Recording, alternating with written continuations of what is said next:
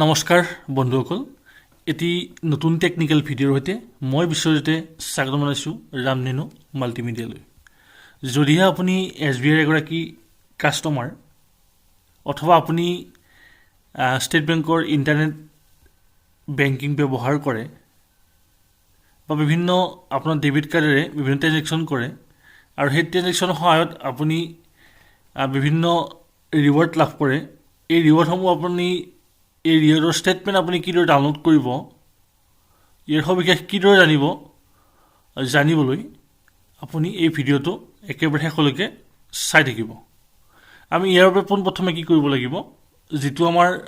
যিকোনো ব্ৰাউজিঙত গৈ আমি অনলাইন এছবিআই বুলি আমি টাইপ কৰিব লাগিব অনলাইন এছবিআই টাইপ কৰাৰ পিছত এই ইণ্টাৰফেচটো মুকলি হ'ব আৰু এই ইণ্টাৰফেচটো মুকলি হোৱাৰ পিছত আপোনালোকে কি কৰিব লাগিব ইয়াত লগইন কৰিব লাগিব ইয়াত আপোনালোকৰ নিজৰ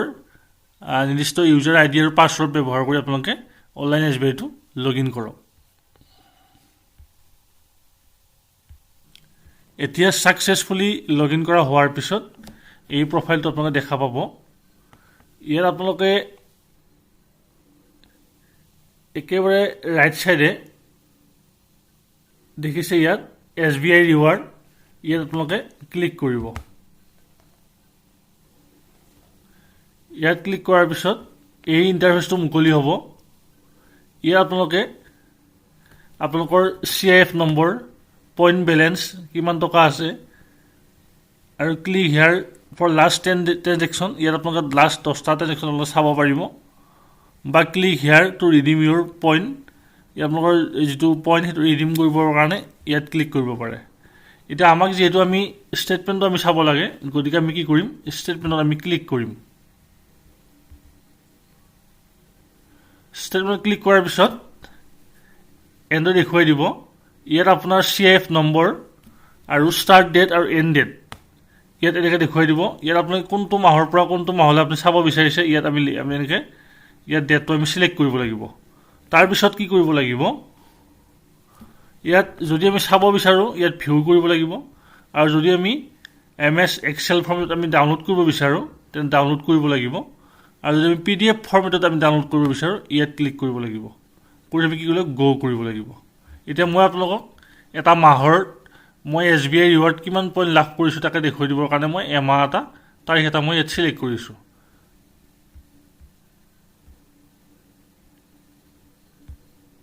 ইয়াত মই সেপ্টেম্বৰ 1 তাৰিখৰ পৰা সেপ্টেম্বৰৰ 30 তাৰিখলৈ মই সিলেক্ট কৰিছো তাৰপিছত মই কি কৰিছো ইয়াত গোত ক্লিক কৰিছো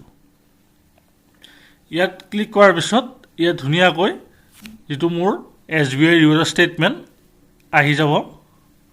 ইয়াত মোৰ CIF নম্বৰ বা মোৰ নেম এই দেখিছে আপোনালোকে ইয়াত ধুনিয়াকৈ ডেট ডেসক্ৰিপচন বা আৰ্ন পইণ্ট ইয়াত মই কিমান পইণ্ট লাভ কৰিছো ইয়াত দেখুৱাই দিছে এটা ফৰ এক্সাম্পল মই 29/9/2021 তাৰিখে মই 1000 টকা এটা মই